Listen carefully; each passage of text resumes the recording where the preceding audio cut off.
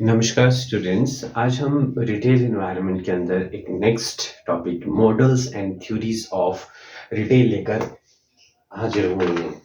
Models and theories of retail. ठीक है।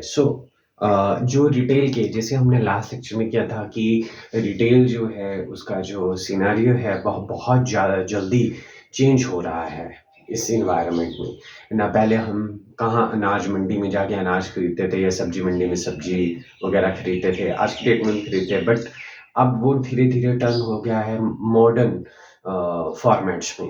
ये जो मॉडल या थ्योरीज हैं रिटेल की डेवलपमेंट की, इसको हम सिर्फ ऐसे ही डिस्कस नहीं कर सकते। इनको हम थ्योरेटिकली इनके कुछ पर्सपेक्टिव भी हैं, उसके बेस पे भी हम इसको डिस्कस कर सकते हैं।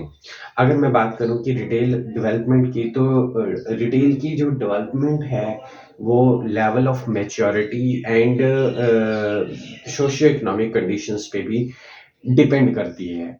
अब ऐसा माना जाता है कि अगर जो आज की डेट में सिनारियो चला है with the advent of technology और जो सोशियो इकोनॉमिक कंडीशंस हैं, अगर उसमें चेंजेस के अकॉर्डिंग अगर आप टाइम के अकॉर्डिंग जो हैं अपने फॉर्मेट्स को चेंज नहीं करेंगे, अपने काम करने के तरीकों को नहीं चेंज करेंगे, तो कहीं ना कहीं आपको लॉस देखना पड़ेगा।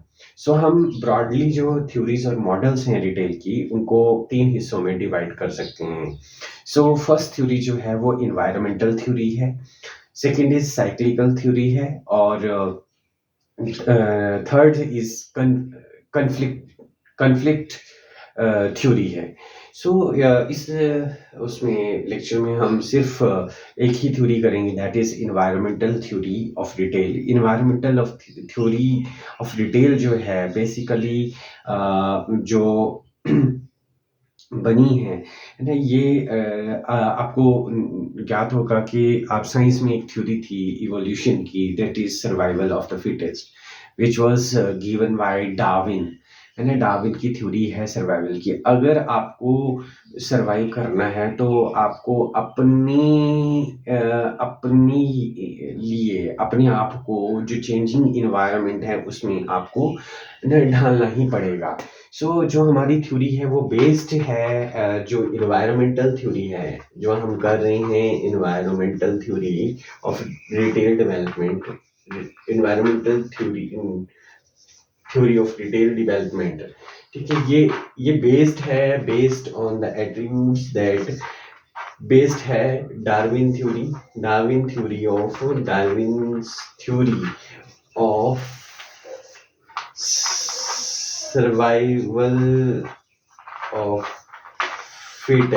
सर्वाइवल ऑफ द फिटेस्ट के ऊपर है ना, कि अपने आप को ढालना ही पड़ेगा। डार्विन ने भी यही कहा था। ठीक है। एबिलिटी, अगर आप में एबिलिटी नहीं है अडेप्ट करने की, तो इसका एक एट्रीब्यूट तो ये हुआ कि Darwin theory survival of the fittest पे है ना। तो इसलिए हम बोल सकते हैं कि one should have the ability to adapt, कि वो अडेप्ट करे। ठीक है। दूसरा ये बोलता है कि retailers are economic entities. Retailers जो हैं इकोनॉमिक एंटिटीज हैं। ठीक है, इकोनॉमिक एंटिटीज हैं। दूसरा ये बोलता है कि जो भी रिटेलर्स है वो डे टू डे एक्टिविटीज़ में अपने कस्टमर, कॉम्पिटिटर्स और टेक्नोलॉजी के रूबरू होता है। और टेक्नोलॉजिकल चेंजेस तो बहुत ज़्यादा आज की डेट में देखने को मिलते हैं। उसको कहीं ना कहीं अपनी प्रॉफिटेबिलिटी को अल्टर करना पड़ता है। अगर हम इसके एट्रीब्यूट्स की बात करें तो पहले तो एबिलिटी टू अडेप्ट, इसका वन एट्रीब्यूट है। दूसरा ये है based on the Darwin theory, that is arrival of the fittest. Third is retailers are economic entities. Next है confront environment made up of, जो रूबरू होता है रिटेल, वो that is customer, competition and बोल सकते हैं चेंजिंग टेक्नोलॉजी। इसकी वजह से प्रॉफिटेबिलिटी अल्टर होती है। हाई ससेप्टेबल टू इन्वायरमेंट, जो भी आप बिजनेस कर रहे हैं, अगर आप इन्वायरमेंटल चेंज के अकॉर्डिंग नहीं चेंज करेंगे तो कहीं ना कहीं जो है डिक्लाइनिंग हो जाएगी आपके बिजनेस में, रिटेल बिजनेस में। तो हाईली ससेप्टेबल है environmental change as well as technological changes में। ठीक है। और कहीं न कहीं आपको आइडेंटिफ़ाई करना पड़ेगा इस थ्योरी के अकॉर्डिंग वो फ़ेज़ जहाँ पे आपको कंप्लीटली चेंजेस लेकर आने हैं। ठीक है? So these are the main attributes of environmental theory. अगर हम एग्जाम्पल्स की बात करें तो क्या हुआ था वेस्टर्न मार्केट में डिपार्टमेंटल स्टोर्स जो हैं वो डिक्लाइन हो गए थे। डिक्लाइन होने का उनका यही कारण था कि जो रिटेल में जो टेक्नोलॉजिकल चेंजेस आ रही थी वो बहुत फास्ट फेज में आ रही थी। सो फास्ट फेज में आने की वजह से क्या हुआ कि उन्होंने अपने आप को चेंज नहीं किया पॉजिटिवली और क्विकली रिएक्ट नहीं किया जिसकी वजह से उनको ये क्या है डिक्लाइनिंग फेज देखना पड़ा था। अ, आज की डेट में टेक्नोलॉजिकल चेंजेस में अगर बात करें तो एआई टेक्नोलॉजी आ रही है ना? आर्टिफिशियल इंटेलिजेंस आ रही है या हम बात कर सकते हैं कि इंटरनेट का जो है यूज़ जब 1965 में अमेज़न.कॉम ने अपना वेब पोर्टल शुरू किया था, तब उसने ये नहीं सोचा था। उसने देखा था कि विद टाइम ये रैपिड फेज़ देखने को मिलेगा जब हर किसी के पास स्मार्टफ़ोन्स होंगे ऑलमोस्ट इन द कंट्री है ना? जहाँ पर भी उसने शुरू किया था वेस्टर्न कंट्रीज़ में। है ना? आज की डेट में हर किसी के पास स्मार्टफ़ोन्स हैं और स्मार्टफ़ोन्स से वो जो हैं जो एक आम इंसान की जो सोशियो इकोनॉमिक कंडीशंस हैं वो पहले से मच बेटर हुई हैं। आज की डेट में वर्किंग वुमेन्स और वर्किंग पूरी फैमिली मेंबर्स हैं तो उसकी वजह से उनको टाइम नहीं था। टाइम नहीं है सामान परचेज़ करने के लिए घर की ज़रूरी वस्तुएँ।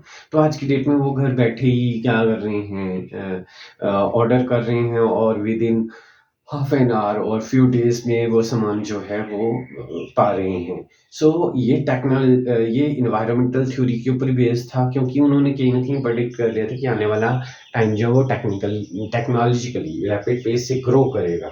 है ना? So this is the theory which is related to environmental theory और मेन इसका जो वो रहा था बेस रहा था वो था survival of fittest which was given by the Darwin's which was extracted from the theory of Darwin theories and of survival of the fittest evolution theory है ना मेंस के evolution देखो हर आदमी को भी ऐसा ही करना पड़ रहा है कि अगर environment में सही तरीके से उसको रहना है तो कहीं ना कहीं adaptability होना बहुत जरूरी है।